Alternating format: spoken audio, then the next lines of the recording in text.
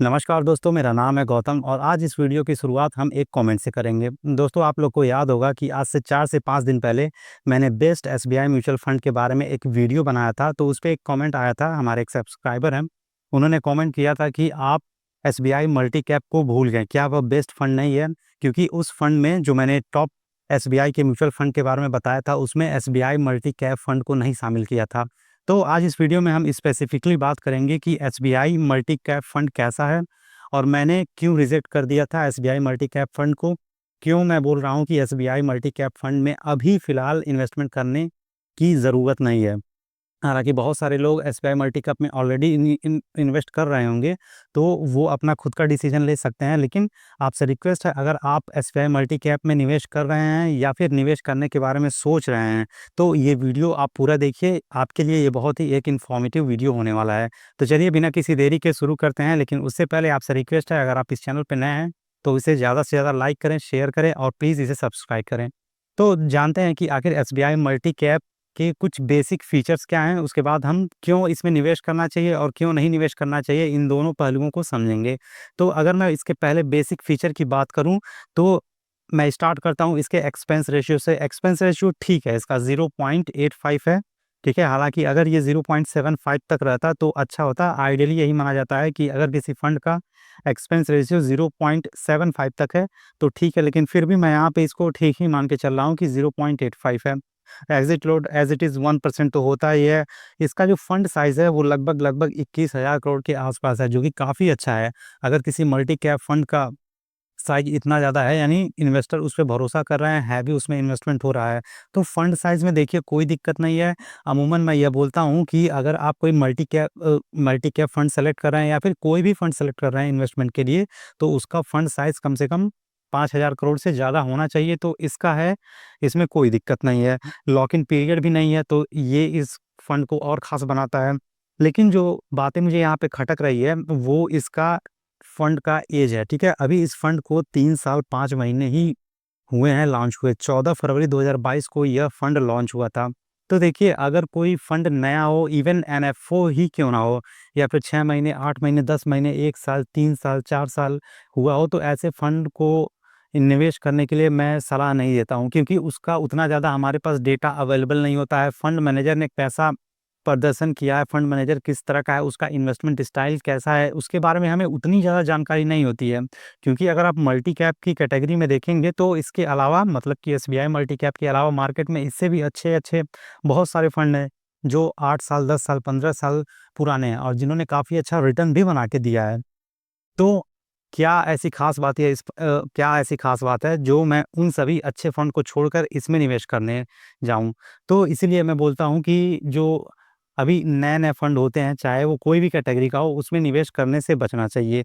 तो जो फंड का एज है, पहला कारण यही है कि अभी ये नया-नया है, तो अगर आप इसमें निवेश करने के बारे में सोच भी रहे हैं, तो कम से कम अभी इसे 5 साल हो जाने दीजिए, 5 साल, 6 साल हो जाने दीजिए। कम से कम इस फंड को, इसके जो फंड मैनेजर है, उसको प्रूफ करने दीजिए अपने आप को कि हाँ, हम अच्छे फंड हैं, हम एक अच्छा खासा रिटर्न बना के दे सकते हैं। उसके बाद अगर ये अच्छा प्रदर्शन करता है, अच्छा इसका ट्रैक रिकॉर्ड रहता है, तो डेफ़िनेटली हम इसे भी रिकमेंड करेंगे, सजेस्ट करेंगे।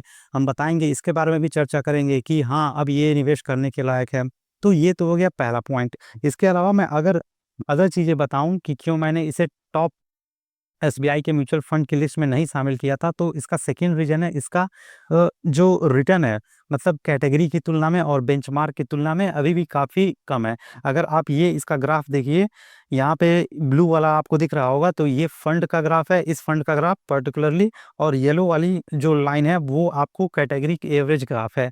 तो उससे हमेशा ये बॉटम में ही रहा है, इसने कैटेगरी एवरेज रिटर्न को बीट नहीं किया है। तो सबसे बड़ा कारण ये भी है इनमें से एक, जिसकी वजह से मैंने इसे रिजेक्ट किया था। अब आते हैं थर्ड पॉइंट पे कि आखिर तीसरा कारण क्या था?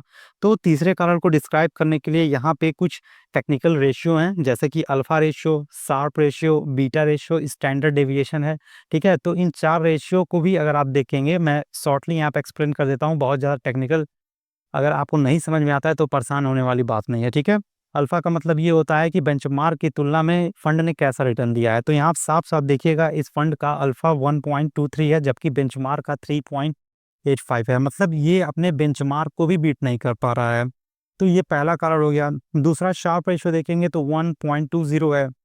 और शार्प रेशियो का मतलब होता है कि जो रिटर्न दे रहा है या फंड, रिटर्न देखेंगे तो 21-22% के आसपास इसने रिटर्न दिया है। अब रिटर्न को देखकर अगर कोई कहे कि हाँ काफ़ी अच्छा फंड है, 18% से ज़्यादा रिटर्न दे रहा है, 20% से ज़्यादा रिटर्न दे रहा है, तो केवल रिटर्न को देखकर हम किसी फंड को ये नहीं कर सकते कि अच्छा है या खराब है। कुछ बेसिक चीज़ें होती हैं जो हमें मेज़र करनी होती हैं। उन्हीं में से एक है शार्प रेशियो। शार्प रेशियो बताता है कि जो रिटर्न हमें मिल रहा है वो कितना रिस्क लेकर मिल रहा है। तो यहाँ पे आप देखोगे कि इस फंड का पुअर रिस्क एडजस्टेड रिटर्न है। मतलब ये जो रिटर्न दे रहा है वो रिटर्न तो ठीक है, लेकिन ज़्यादा रिस्क लेकर रिटर्न दे रहा है। वहीं मार्केट में बहुत सारे ऐसे फंड हैं जो कम रिस्क लेकर उतना रिटर्न दे रहे हैं। तो एक कारण है जिसकी वजह से इसको हटाया गया है। इसके अलावा बीटा की अगर बात करें तो बीटा बताता है कि जो म्यूचुअल फंड है, पर्टिकुलर म्यूचुअल फंड, वो कितना सेंसिटिव है मार्केट को लेकर। मतलब मार्केट हमेशा ऊपर नहीं जाता है, कभी नीचे नहीं सिर्फ नीचे नहीं जाता है, सिर्फ ऊपर नहीं जाता है। भाई मार्केट में अप्स एंड डाउन्स होते रहते हैं, वोलेटिलिटी बनी रहती है, ठीक है? तो उस चीज़ को लेकर यह फंड ना बहुत ही ज़्यादा सेंसिटिव है। अगर कोई डाउन टर्न वाली समाचार आती है या फिर मार्केट आता है तो उसमें ये बहुत ज़्यादा गिर जाता है।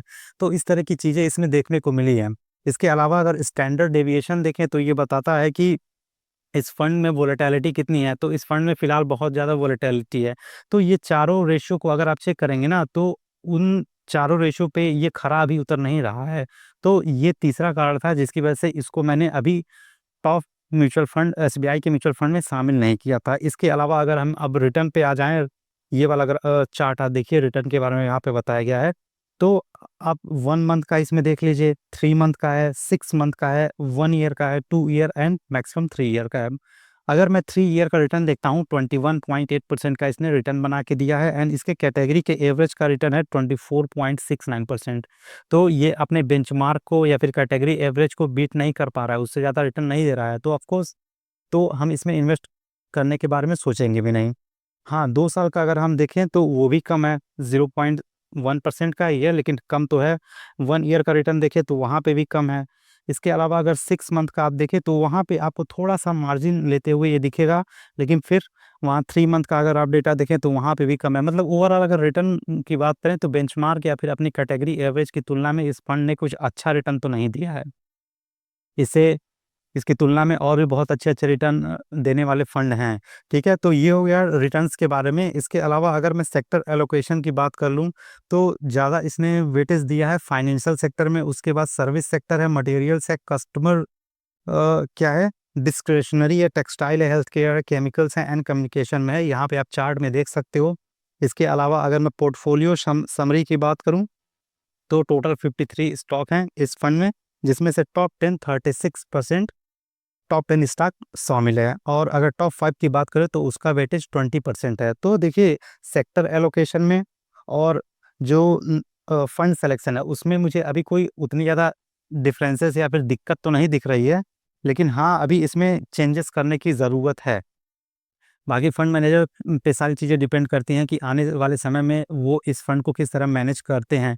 देखिए अभी ये फंड 3 साल ही हुए हैं, मैं फिर से बोल रहा हूँ, ज़्यादा हड़बड़ी करने की ज़रूरत नहीं है। अगर आपको बहुत ही ज़्यादा क्रेविंग हो रही है कि मैं किसी मल्टी कैप फंड में निवेश करूँ, तो मार्केट में बहुत सारे अच्छे मल्टी कैप फंड हैं, आप वो देख सकते हो। कमेंट सेक्शन में मैं लिख भी दूँगा कि कौन-कौन से टॉप 3 या टॉप 2 या टॉप 5 मल्टी कैप हैं, तो आप उनमें से कोई भी सेलेक्ट करके आप उसमें निवेश के बारे में सोच सकते हैं।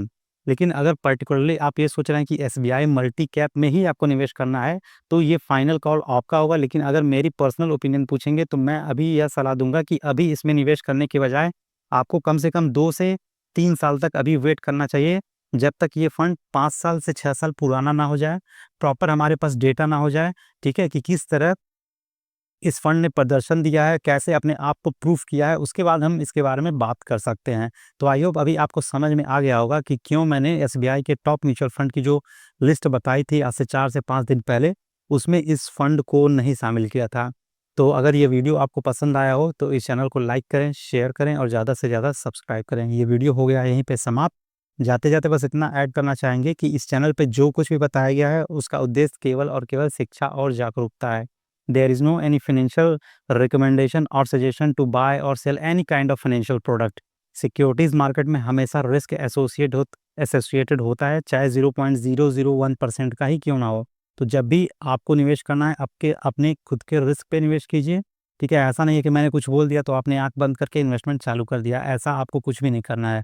जब भी आपको कोई डिसीज़न लेना है, कोई भी इन्वेस्टमेंट करना है, आप अपने खुद के रिस्क पे करना है, ठीक है? तो मिलते हैं नेक्स्ट वीडियो में, तब तक के लिए जय हिंद, जय भारत।